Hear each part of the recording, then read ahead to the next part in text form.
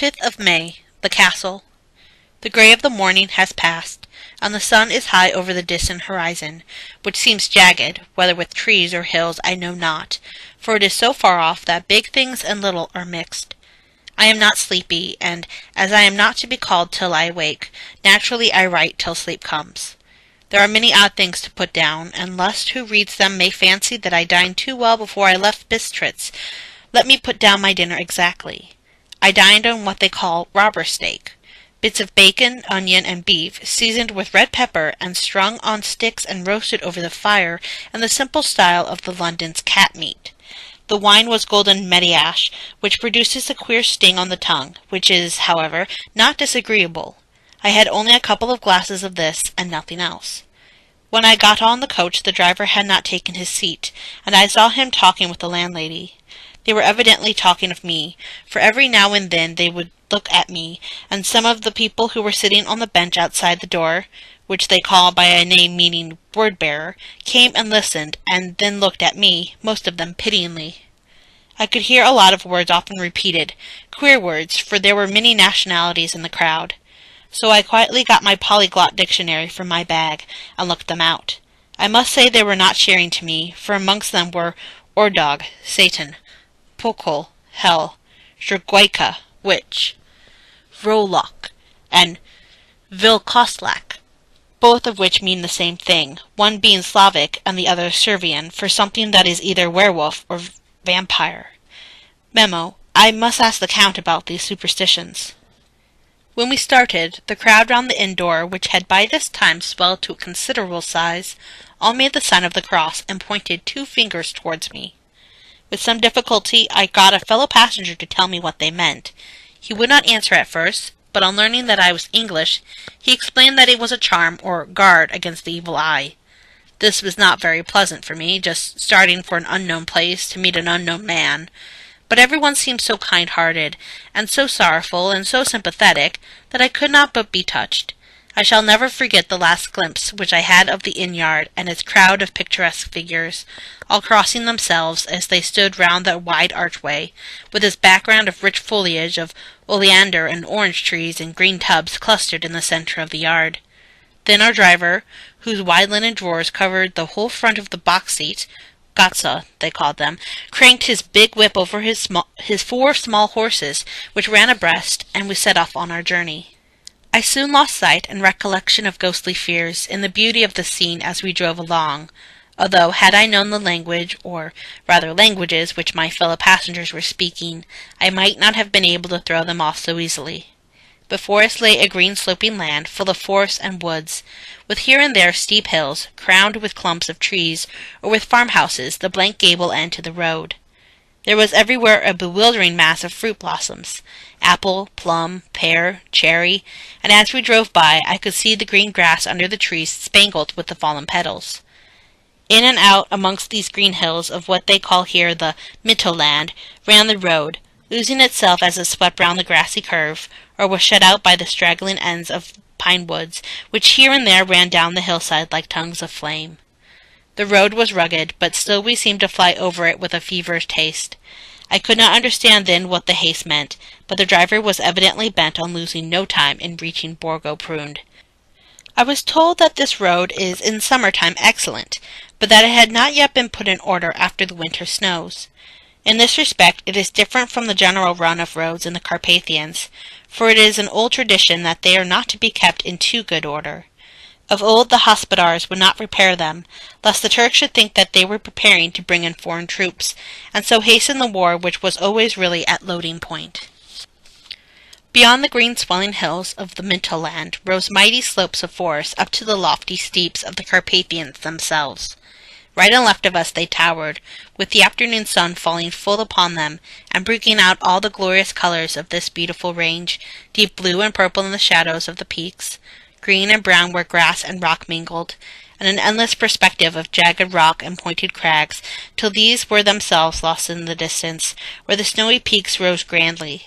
Here and there seemed mighty rifts in the mountains, through which, as the sun began to sink, we saw now and again the white gleam of falling water. One of my companions touched my arm as we swept round the base of a hill, and opened up the lofty, snow-covered peak of a mountain, which seemed, as we wound on our serpentine way, to be right before us. "Look, ist den Zek, God seat," and he crossed himself fervently. As we wound on our endless way, and the sun sank lower and lower behind us, the shadows of the evening began to creep round us. This was emphasized by the fact that the snowy mountain top still held the sunset, and seemed to glow out with a delicate cool pink. Here and there we passed Czechs and Slavics, all in picturesque attire, but I noticed that Gordon was painfully prevalent. By the roadside were many crosses, and as we swept by, my companions all crossed themselves. Here and there was a peasant man or woman kneeling before a shrine, who did not even turn round as we approached, but seemed to be in self-surrender of devotion, to have neither eyes nor ears for the outer world. There were many things new to me, for instance, hayricks in the trees, and here and there very beautiful masses of weeping birch, their white stems shining like silver through the delicate green of the leaves. Now and again we passed a leader wagon, the ordinary peasant's cart, with its long snake-like vertebra calculated to suit the inequalities of the road.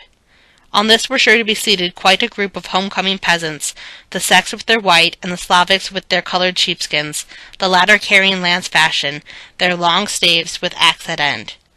As the evening fell, it began to get very cold, and the growing twilight seemed to merge into one dark mistiness, the gloom of the trees, oak, beech, and pine, though in the valleys which ran deep between the spurs of the hills as we ascended through the pass, the dark firs stood out here and there against the background of late-lying snow. Sometimes, as the road was cut through the pine woods that seemed in the darkness to be closing down upon us, great masses of greyness, which here and there bestrewed the trees, produced a peculiarly weird and solemn effect, which carried on the thoughts and grim fantasies endangered earlier in the evening, when the falling sunset threw into strange relief the ghost-like clouds which among the Carpathians seemed to wind ceaselessly through the valleys. Sometimes the hills were so steep that, despite our driver's haste, the horses could only go slowly. I wished to get down and walk up them, as we do at home, but the driver would not hear of it. "No, no," he said, "you must not walk here, the dogs are too fierce," and then he added, with what he evidently meant for grim pleasantry, for he looked round to catch the approving smiles of the rest, "and you may have enough of such matters before you go to sleep." The only stop he would make was a moment's pause to light his lamps. When it grew dark, there seemed to be some excitement amongst the passengers, and they kept speaking to him, one after the other, as though urging him to further speed. He lashed the horses unmercifully with his long whip, and with wild cries of encouragement urged them on to further exertions. Then, through the darkness, I could see a sort of patch of grey light ahead of us, as though there was a cleft in the hills. The excitement of the passengers grew greater, the crazy coach rocked on its great leather springs, and swayed like a boat tossed on a stormy sea. I had to hold on. The road grew more level, and we appeared to fly along. Then the mountains seemed to come nearer to us on each side, and to frown down upon us. We were entering on the Borgo Pass. One by one several of the passengers offered me gifts, which they pressed upon me with an earnestness which would take no denial. These were certainly of an odd and varied kind, but each was given in similar good faith, with a kindly word and a blessing, and that strange mixture of fear-meaning movements which I had seen outside the hotel at Bistritz, the sign of the cross on the guard against the evil eye. Then as we flew along, the driver leaned forward, and on each side the passengers craning over the edge of the coach peered eagerly into the darkness. It was evident that something very exciting was either happening or expected, but though I asked each passenger, no one would give me the slight explanation. This state of excitement kept on for some little time, and at last we saw before us the pass opening out on the eastern side. There were dark rolling clouds overhead, and in the air the heavy oppressive sense of thunder. It seemed as though the mountain range had separated two atmospheres, and that now we had gotten into the thunderous one. I was now myself looking out for the conveyance which was to take me to the Count. Each moment I expected to see the glare of lamps through the blackness, but all was dark. The only light was the flickering rays of our own lamps, in which the steam from our hard-driven horses rose in a white cloud. We could now see the sandy road lying white before us, but there was on it no sign of a vehicle. The passengers drew back with a sigh of gladness, which seemed to mock my own disappointment. I was already thinking what I had best do, when the driver, looking at his watch, said to the others something which I could hardly hear. It was spoken so quietly and in so low a tone, I thought it was an hour less than the time. Then, turning to me, he said in German worse than my own, "There is no carriage here. The hare is not expected after all. He will now come on to Bukovina and return tomorrow or the next day. Better the next day."